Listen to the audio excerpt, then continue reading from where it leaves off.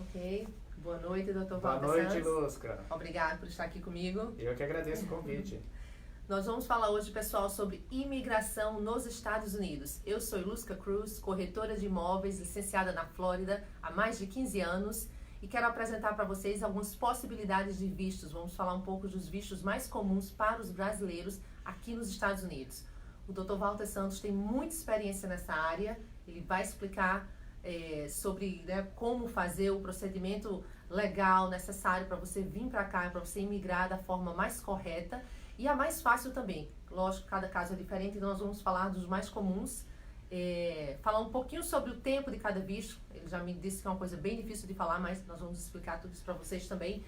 E eu espero que a gente esclareça, tire algumas dúvidas que vocês tenham sobre imigração aqui para esse tão sonhado Estados Unidos.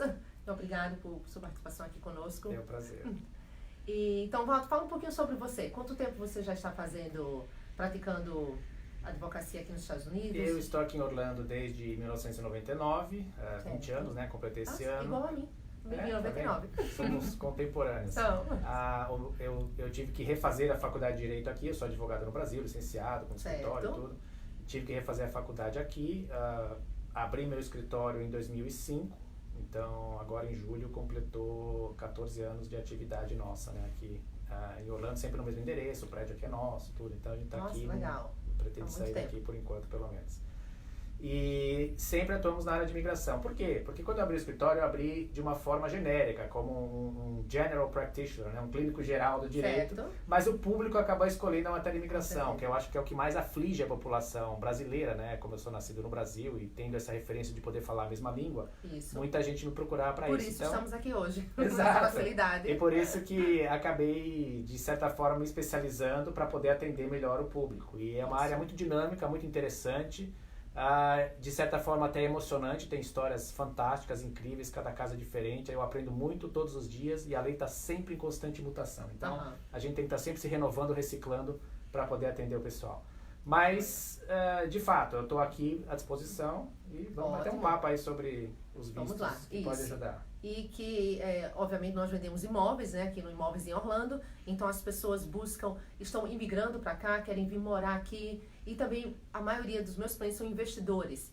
Então, vocês estão comprando imóveis aqui, eles querem ter um outro negócio. Então, quais são os vistos mais comuns para o investidor? É o EB5, o E2, o da cidadania europeia? Vamos falar um pouco. Vamos lá, tem vários tipos de vistos que podem atender aí a comunidade brasileira, Imigrar para os Estados Unidos é algo que é muito cobiçado. O país responde por 25% da imigração mundial. Quer dizer, uma em cada 4 pessoas imigra para cá. Do mundo inteiro imigra para cá. Os outros 75% são de outras imigrações de outros países, Então, um país só polarizar 25% da imigração mundial é muito. O que significa que tem muita gente batendo na porta. Muita gente quer entrar aqui. E por isso que a lei é bastante restritiva. Então, as pessoas falam: mas é difícil. É difícil, mas tem um jeito. É uma questão de achar a forma correta. Se você qualificar, tem meios de fazer. Se não qualificar, tem que readequar para galgar os meios legais de poder migrar para cá. Mas veja, Lusca, você mencionou que muitos dos seus clientes são investidores. Existe um visto próprio para investidor, já é conhecido como EB5. A gente fala até visto de investimento, visto de investidor, mas esse é um erro nosso, dos advogados. Na verdade, o visto é de criação de empregos através de investimento. Primeira vez que eu estou escutando esse termo. Você vê como é interessante? A gente aprende todo dia, é isso mesmo.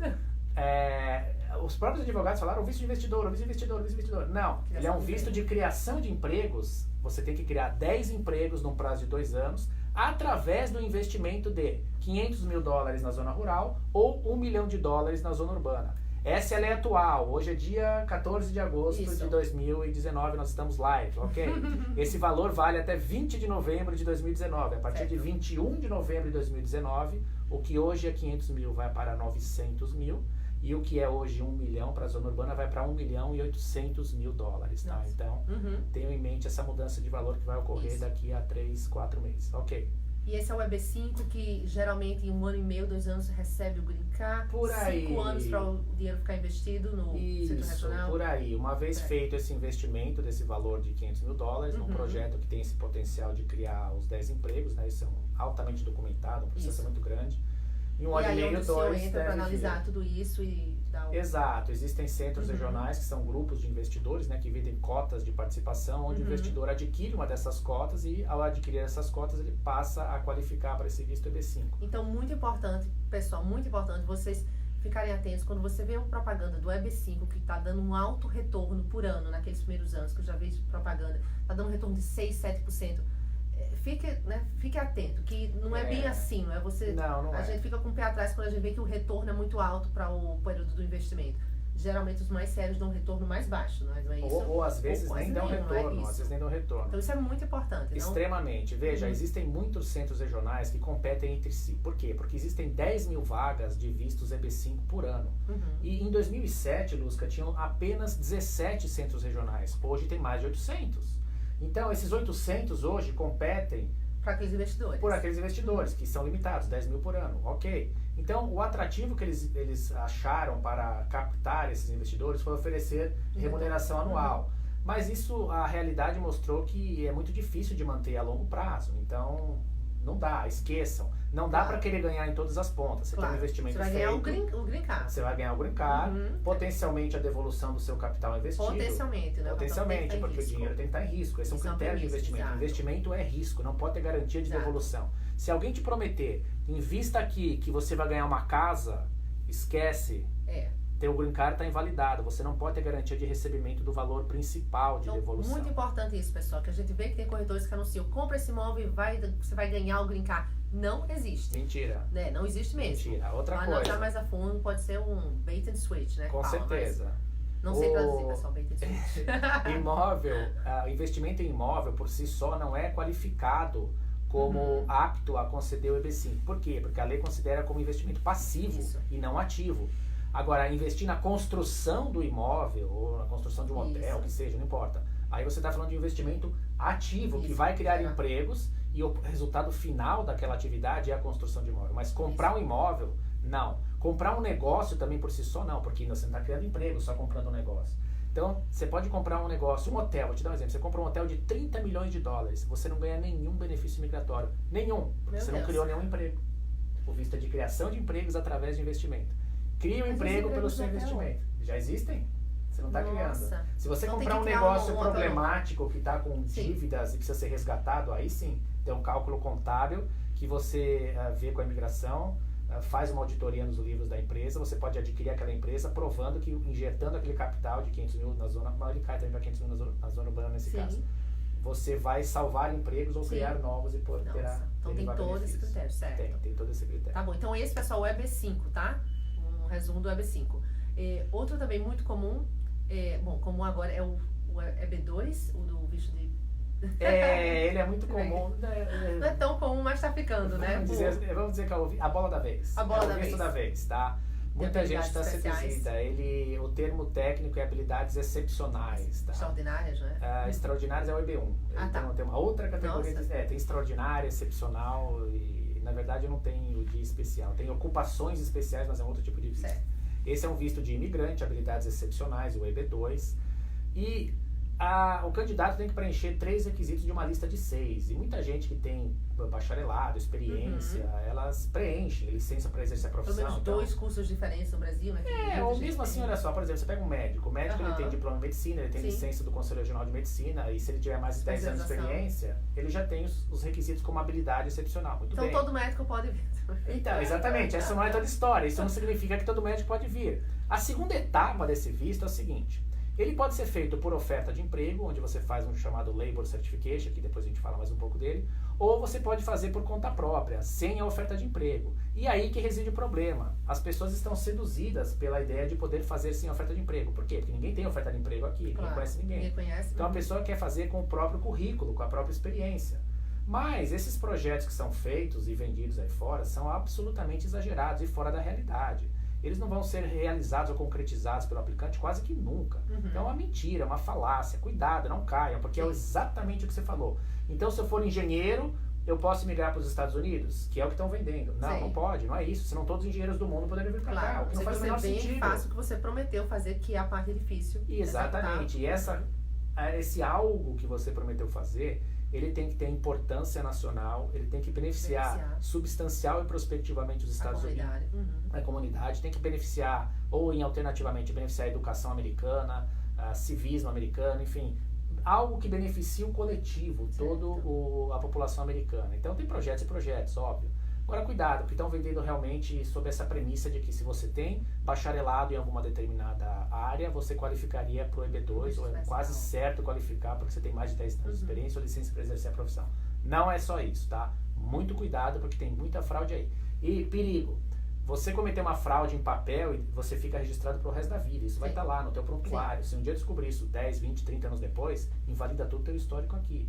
E fraude afasta a pessoa do país pelo resto da vida, tá? Ela é permanente. A inadmissibilidade é permanente. Então, pessoal, quem tá aí querendo imigrar, mas que obviamente seja sério, tem os currículos e realmente quer vir trabalhar aqui na área que você, sua especialização no Brasil, a sua habilidade especial no Brasil, então é para só essas pessoas que esse visto serve. Não é Exatamente, para essas pessoas que vai impactar a comunidade de forma... Exato. Então a gente faz 2 análises, e é uma questão evidenciária, óbvio, que as pessoas são diferentes, não é porque a pessoa é engenheira, no nosso exemplo, que ela qualifica. Não, tem que verificar se ela tem 3 daqueles 6 requisitos.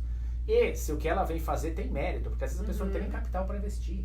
Então como que ela vai levar a efeito aquilo que ela quer fazer? Às vezes tem gente que tem investidores por trás. Eu tive uma vez um caso de uma pessoa que era especialista em desenvolvimento de condomínios residenciais. Então ele pegava dinheiro, ele tinha investidores por trás que iam investir naquela... Isso, hedge funds, por exemplo. E ele ia materializar a compra do terreno, o local, como que ia fazer, como que ia desenvolver. Ele era especialista nessa área. Ia beneficiar, ia gerar centenas de empregos. Então, aí é uma coisa diferenciada, que vale a pena. Agora, receber um prêmio da faculdade? Não é esse ponto, tá? Receber um prêmio lá da comunidade de bairro? Não. Tem uma... e tem, veja, não é por mal. Cada um de nós sabe o quão difícil é chegar onde cada um chegou. E não é nenhum demérito. A pessoa só tem que entender que, para fins de imigração, para fins desse visto, talvez o que ela tenha conquistado na vida dela não seja o suficiente. E a minha função é identificar isso e apontar para ela. De novo, sem nenhum demérito ao currículo dela. Então essa é a ideia. A pessoa tem que ter critério, ser criteriosa para entender se ela qualifica ou não para aquele tipo de visto, tá? E não cair numa fria dessa e se complicar pelo resto da vida, porque aqui é o pior lugar para se fazer isso. E vamos falar então do visto, o E2. O E2 é um visto de tratado internacional entre Estados Unidos e alguns países. Tem cerca de 38 países, se eu não estou enganado, que tem tratados internacionais. O Brasil não tem tratado, mas a Itália tem, a Espanha tem, a Argentina, a Colômbia, Paquistão, até o México tem. Tem vários países que têm tratados internacionais. Então, como isso pode ajudar o imigrante brasileiro, se ele tiver? Se ele tiver uma nacionalidade, passaporte desses países, cidadania desses países, ele pode aplicar, mesmo que ele tenha nascido no Brasil, mesmo que ele resida no Brasil. Espanhol, italiano são os mais comuns. Tendo reconhecimento da cidadania desses países que a gente mencionou, ele pode aplicar. Ele tem que fazer um investimento nos Estados Unidos, tem que ser um investimento ativo também, não pode ser um investimento passivo. Comprei um imóvel de $200 mil. Não, isso não é investimento. Tenho $200 mil no banco. A gente vende muitos Exato. É investimento para fins pessoais ou até financeiros, mas não para fins da lei migratória. O investimento tem que ser ativo, aquele que requeira a administração contínua do investidor. Então você comprou algo que você precisa estar lá quase que todo dia para administrá-lo. Mas o valor bem menor do que o EB5, tá, pessoal? Esse é o E2. Isso. Ele só fala um valor substancial, o que você interpreta como em torno de $100 mil. A experiência revela que investindo pelo menos $100 mil seria suficiente para fazer uma aplicação de E2. É verdade, tem casos com valores menores, mas às vezes você tem um segundo investidor, que não entra no cômputo do valor do investidor. Por exemplo, vou te dar um exemplo. Eu sou italiano, você é brasileira, você investiu 50 mil, eu investi 50 mil. Somos donos 50-50, ok. O que conta para fins de investimento é o meu valor, eu italiano que estou pleiteando visto, tá? Eu investi 50, mas dentro de um projeto de 100, então isso tem o potencial de dar o visto, tá? Mas o valor de investimento considerado é só o que eu fiz, não em conjunto com o seu. É que o total... eu estou mostrando o tamanho da empreitada. É uma empreitada maior do que os 50. Eu coloquei 50, mas ela é maior do que os 50. Mas o valor considerado é esse. Então a lei fala que o investimento tem que ser substancial. E ela não define muito bem o que é substancial. Ela não dá um valor. E nunca vai dar. Por quê? Porque se um dia ela falar o valor é 100 mil e você investir 100 mil e um, aí você vai dizer, então eu tenho direito ao visto. Então o governo não quer que você tenha direito ao visto. Ele quer que você tenha direito de pedir o visto. Para eles examinarem se tem mérito ou não o teu negócio, se você vai de fato administrar então, esse por negócio. isso, muito importante a assessoria de uma pessoa qualificada como o senhor, porque depois você vai fazer todos esses planos, vai fazer um investimento e o visto pode ser negado, tá, pessoal? Então, isso é muito importante. Então, não quer dizer que se você acha que mete todos os critérios, está cumprindo com todos os critérios, mas mesmo assim ainda pode ser negado. Então, isso é muito importante. Então, essa live é muito importante, que eu quero apresentar a vocês a experiência do Dr. Walter. E qualquer dúvida, falem com ele, porque a gente escuta muitas histórias de brasileiros aqui que vêm, né, e falaram com uma pessoa ou outra, né, erroneamente, e às vezes gastam dinheiro, perdem dinheiro de várias formas. Então, é muito importante o caso ser estudado, porque como ele acabou de falar, não quer dizer que você vá ter o visto. Você fez isso, o visto vai sair. Não, você tem o direito de pedir o visto, não é isso? Correto, tem direito de pedir. E o que com a gente experiência vê... dele, ele já lhe guia para formas mais corretas, que tem mais facilidade de aprovação, devido Sem à sua dúvida, experiência. o objetivo é aprovar. Claro. Eu quero que dê certo o meu cliente, eu vibro tanto quanto ele. Para mim é uma alegria que dê certo e tudo funcione. A ideia é essa mesmo. O que a gente vê é que tem muitas pessoas que tomam conhecimento de um processo feito no passado e passam a copiar o mesmo processo para todo mundo, de forma universal, como se aquilo fosse aplicável a todo caso. Não é. Cada investimento tem suas particularidades. Uma empresa de administração de casa de veraneio, ela tem um modelo de negócio. Uma empresa de aluguel de veículos tem outro. Um café tem outro. Um restaurante tem outro. Então, cada negócio tem sua própria particularidade. Seja com relação, tem estoque, não tem estoque, tem funcionário, não tem, tem autônomos contratados. Sim. Depende da atividade. Então, isso tudo tem que ser examinado e você tem que ter uma pessoa do teu lado que realmente saiba o que está fazendo. Porque, do contrário, é uma loteria. E eu ouvi falar, me corrija se eu estiver errada, para esse visto E2, seria melhor, é mais fácil a aprovação, você já pegar um negócio que já tem histórico, então você analisa, compra um negócio, do que você criar o seu próprio negócio, fazer o seu plano de estudos e criar... Eu concordo, eu acredito que quando você compra um negócio, você já tem o que mostrar. Olha, eu adquiri esse ativo, eu adquiri os ativos existentes, a clientela... já tem um ponto comercial, que já tem um rendimento mensal, quer dizer, você já entra com ele faturando, com ele girando. Quando você inicia do zero, ninguém sabe o que vai acontecer. Bom, mas vai dar certo, não vai dar certo? Não, você já está comprando um negócio que já está dando certo, que já tem um histórico. Então a facilidade para aprovação do visto seria mais para um negócio já Na minha opinião, sim. Tá. Mas isso, veja, essa é uma regra... Que não é regra. Não é regra, eu vou dizer assim, é muito pragmática, porque a gente quer o resultado final. Então, é mais fácil esse porque tem uma chance maior, é verdade. Mas tem modelos de negócio que a pessoa não encontra aqui, ela não tem como implantar. Vou te dar um exemplo, eu tenho um cliente que ele inventou ou desenvolveu no Brasil pelo menos, é uma atividade de mão de cera, ele faz mão de cera de festa de criança, a mão das crianças, mão de cera chama. E aqui chama Wax Hands, né? E é um trabalho super interessante, magnífico, artístico, o cara é sensacional, 200%, eu gosto muito dele. E ele veio pra cá trazendo esse negócio, porque ele não tinha como adquirir um negócio que já fizesse isso. Então ele desenvolveu começou do zero, mostrou a tecnologia dele, tá vendendo franquias, criando o projeto dele aqui e foi aprovado, com sucesso. Que legal, através do E2. Sim, do E2. Nesse caso, então, ele tem uma cidadania. Podemos usar o exemplo do Paulo Belisário. Ele é advogado, ele tem uma fábrica de biscoito artesanal e ele tem a possibilidade de ter cidadania italiana. Qual o melhor caminho para ele? Aí depende dos objetivos, sem dúvida. O E2 é uma possibilidade, mas o E2 é um visto de não imigrante. Ele não dá o direito da pessoa viver aqui para sempre. Ele é um visto de não imigrante. A pessoa vem por um período de tempo, mas ela tem que ter a intenção de retornar. É verdade que ela pode fazer sucessivas renovações, em tese, a vida inteira, enquanto tiver existente o tratado entre os dois países. Mas ela nunca terá a denominação de residente permanente, tá? Filhos perdem o E2 quando atingem 21 anos. Então, para um casal resolve. Vou te dar outro exemplo. Eu tenho um cliente italiano que tem uma sorveteria em Key West. Ele não quer ser residente permanente. Ele já tem idade, ele abre aqui no verão, no inverno ele vai pra Itália, visita os familiares, tudo. E tá bom pra ele, tá tranquilo. Mas então, no caso com os filhos, que o Paulo é nosso cliente, eu acho que ele tem sim filhos pequenos, chegou a 21 anos, eles vão...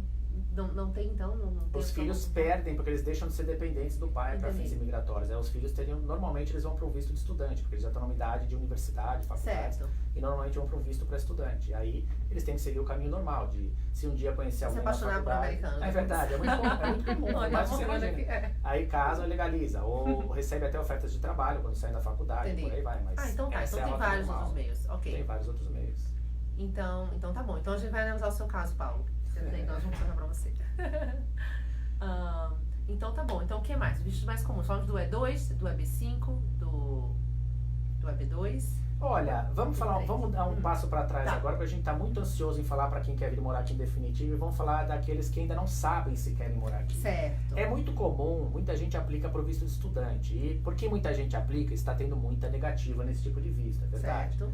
Por quê? Porque, de fato, tem pessoas que não têm vínculos suficientes no Brasil para demonstrar que elas, de fato, terminando o estudo, regressam para o seu país de origem. Uhum. Olha, o visto de estudante, Lúcia, o que ele é? Ele é um visto de não imigrante, onde o estudante vem para cá para adquirir conhecimento com a expectativa de retornar para o país dele, para aplicar no país dele os conhecimentos que ele adquiriu aqui. Certo. Então o governo espera isso, é isso que está na lei. Mas as pessoas falam, não, eu quero vir estudante para ficar lá. Não, não pode, tá errado. Sua intenção é diversa, não pode. Você não pode vir passear na Disney porque querer trabalhar aqui, tá? Não pode. Então, o visto de estudante é para isso. Mas ele é uma forma da pessoa identificar se realmente um dia ela vai ter planos de ficar aqui ou não. Uhum. Então, é Se relativamente adapta também rápido até, de não é? conseguir. Se adapta, exato, tem esse problema também. Adaptação, isso. Família. Família, porque às vezes o marido quer, a mulher não quer, ou vice-versa. A vida aqui é muito diferente, você sabe disso. Totalmente. Você tá longe de família, você não tem com tantas pessoas para contar, a vida é muito corrida, a gente trabalha bastante, as pessoas não têm essa noção. A vida é muito boa, não me entendam mal, muito boa. Não mas estamos a gente reclamando. trabalha, não, nós estamos reclamando. Mas a gente trabalha muito, o tempo é escasso, a gente faz muita coisa. Tudo é muito longe. Tudo é longe, a gente é verdade, tá sempre rodando. Então, mas então o visto, isso. você está querendo nos dizer que o visto é um visto relativamente simples, até para quem está em dúvida, simples assim, de obter a obtenção mais rápida. Sem O dúvida. pessoal vem para cá, entre o casal, um tem que estar estudando, não é isso? E aí dá a possibilidade dos filhos, pelo menos Se o casal for casado no civil, o estudante beneficia o cônjuge, né? O esposo, a esposa, casado, e filhos menores de 21 anos. Então, uma forma... os filhos podem ir para a escola. Podem ir para a escola. É uma forma da família vir mais rapidamente, se realmente essa é a intenção de estudar. E tem muita gente que às vezes até vem a mãe com as crianças. E o marido continua no Brasil, indo e vindo, ou vem nas férias das crianças e fica ali junto, sei lá, alguma coisa assim. Mas aí você falou que está negando muito. E para aprovação? Não, está negando muito porque, infelizmente, a situação econômica no Brasil não está boa. Então, tem pessoas que praticamente perderam grande parte do patrimônio e encontraram como saída, talvez, tirar um tempo e ir para os Estados Unidos. Só que, quando elas aplicam para o visto, como elas já não têm patrimônio, o governo fala, você é um potencial imigrante, porque você não tem para o que voltar ao Brasil. Claro. Você não tem trabalho, a tua empresa quebrou, você vendeu tua casa, você não tem vínculos suficientes. Então, é por isso que está tendo muita negativa. Tá? Certo. Mas é uma opção. Quer voltar a falar do emprego, por exemplo, a gente falou dos EBs, a gente falou do EB1, falou do... Desculpa, a gente falou do EB2, a gente falou do EB5, tem o EB3. O EB3 é um visto de oferta de trabalho, onde uma empresa americana, ou melhor, o empregador americano, que pode até ser uma pessoa física, ele pode oferecer uma vaga para um estrangeiro, desde que ele não encontre um americano ou um residente permanente apto a preencher a vaga. E pode ser qualquer coisa, pode ser alguém para instalar piso, pode ser alguém com um diploma de engenharia, não importa. Desde que ele prove que ele recrutou, não encontrou ninguém, de acordo com a lei, tem um processo legal para isso, e que ele tenha condições financeiras de pagar o salário desse estrangeiro, que é o governo que determina. O governo vai dizer quanto que ele tem que pagar para o colocador de piso. Então ele tem que provar que ele tem condição de fazer esse pagamento. Também é um visto viável, funciona, é verdadeiro, é real. Quando você já tem alguém aqui, obviamente, com essa oferta de emprego. Exato, e principalmente no momento atual, que a economia está em alta ainda, e tem muito mais oferta de trabalho do que gente procurando emprego. Pela primeira vez na história dos Estados Unidos, tem mais oferta de trabalho do que pessoas procurando emprego. Então você não acha, eu tenho empregadores que me procuram do país inteiro, pessoas que eu nunca vi, eu tenho processos sendo patrocinados para empregadores que eu nunca vi, não sei quem são, só de nome, são reais, eu tenho a documentação, eu chequei, tá tudo em ordem, mas que eu nunca vi, que nunca vieram aqui na minha frente. Curioso, aumenta a minha responsabilidade, tá? Mas funciona, é algo que a realidade econômica americana está vivendo, está vivenciando, e está previsto na lei justamente por isso. Quando não puder preencher vagas de trabalho para americanos aqui, você pode estender a estrangeiros. Joia, então esse é o EB3. Esse é o EB3. Não é tão conhecido, então obrigado. Não é conhecido. Muita gente conhece ele como Labor Certification, porque esse é um nome legal que o Departamento de Trabalho adota para um processo prévio ao imigratório que a gente tem que fazer e ter aprovado para poder entrar com o processo imigratório. Mas ele é muito utilizado, bastante utilizado. E o visto L1, L2? O L1, vamos lá, porque ele por muito tempo ele foi o visto da vez na comunidade brasileira, tá? Aí o pessoal até brinca, os clientes falam assim, bom, os brasileiros acabaram com o L1 de tanta fraude que cometeram, acabaram com o F de estudante que estão negando um monte, agora vão acabar com o EB2 também, porque muita gente não qualifica e está aplicando, sei lá, eu não tenho os dados concretos, esperamos que não, boa, é isso aí. O L1 é um visto de transferência internacional de executivo ou gerente, o L1A. O O L1B é transferência de pessoas que tenham conhecimento especial, tá? Alguém que, te dá um exemplo, alguém que trabalha numa indústria de máquinas e conserta aquela máquina, ou tem o know-how de instalar aquela máquina, Certo. pode ser até computador, não importa. Aham. Mas o L1B não dá green card, então vamos deixar ele de lado um pouquinho. Vamos Certo. tratar do L1A, vamos tratar do gerente ou do executivo. Então, alguém que exerce um cargo de gerência ou executivo numa empresa estrangeira e que vem para uma filial americana. Então, no nosso telespectador, digamos, eu ia falar leitor, ouvinte, mas nosso telespectador, nosso Instagram follower, ou então nosso Facebook follower, Paulo, né? Paulo Belisário. O Paulo tem uma empresa, ele mencionou aí num comentário dele. A empresa dele abre uma filial americana, com a mesma composição societária, ou uma Certo. dominando a outra, não importa, isso é uma questão de estudar o caso concreto. E a empresa americana solicita a transferência de um executivo do Brasil para cá, porque ela precisa de um executivo para gerir a operação americana. Certo. Só que essa não é a história completa. Óbvio que para ser executivo aqui, ou no Brasil, a empresa tem que provar que ela tem porte, que ela tem um número de funcionários elevado, que ela tem rendimentos elevados, então que ela precisa realmente trazer alguém para gerir uma operação também grande nos Estados Unidos. Certo. Então não adianta vir para cá para abrir uma empresa pequenininha dentro de uma Sim. sala pequena que vai ter 1, 2, 3 funcionários. Esquece, porque com 3, 5, 10 funcionários é muito difícil qualificar que você é um executivo. Você pode até ter atribuição, presidente, diretor-presidente, diretor executivo no contrato social. Mas se a tua realidade não tem aquela mão de obra, a imigração se considera como executivo e nega o pedido. Então ele foi muito utilizado no passado, porque no passado, Ilusca, você conseguia fazer um processo desse com estruturas menores, tanto no Brasil como aqui. Hoje não. Certo. Então, ele é um visto criado nos anais do Congresso, quando criou esse visto L1, foi criado justamente para grandes multinacionais transitarem executivos de lá para cá. E quando você está falando de grandes multinacionais, é a Toyota que abriu uma fábrica aqui. Então, ela vem e investe 350 milhões de dólares e vai transferir 400 pessoas para gerir a operação dela. Ok, isso é permitido. Mas, com o tempo, isso aí foi diminuindo, minguando, porque não é todo dia que vem uma empresa e transfere e investe 300 milhões de dólares aqui. Então foi caindo para empresas menores, que não fogem ao conceito de multinacional. Se a empresa do Paulo abrir aqui, ela é uma empresa multinacional, ela está presente em 2 países, ela conduz negócios em 2 países, é o que diz a lei. Mas o tamanho dela importa sim para a concessão do visto L1. Certo. Então o L1 foi muito mais popular no passado, hoje já é muito mais difícil aprovar. Então se a empresa não tiver estrutura, esquece, não dá para fazer. Então tá jóia, então, é esclarecedor. Então tá bom, eu acho que nós demos um resumo muito bom aqui, né, para esclarecer aí as ideias das pessoas que estão pensando em vir para cá. E, obviamente, o primeiro passo é entrar em contato com o Dr. Walter Santos. Ele está disponível. Nós vamos passar todos os contatos aí para vocês. E boa sorte para que vocês estejam pensando em concretizar. E o Dr. Walter Santos, claro, vai lhe guiar da melhor forma possível. Né? E vamos ver se a gente consegue aprovar os brasileiros que queiram vir residir aqui ou investir aqui. Sem dúvida. Acho que o mais importante, como recado final, é avisar as pessoas para não acreditarem em tudo que elas ouvem aqui, tá? Sim. Questionem tudo, perguntem, duvidem, duvidem muito daquilo que é muito fácil, que parece muito proveitoso para você. Pesquisem, vão atrás, porque não é, tudo tem o certo e tem o duvidoso, tá? Se está oferecendo muito para você, tem alguma coisa errada aí. Claro. E o certo é aquele que existe um roteiro, existe uma forma legal de fazer. Óbvio que não há garantia de te dar, mas existe a forma certa de fazer.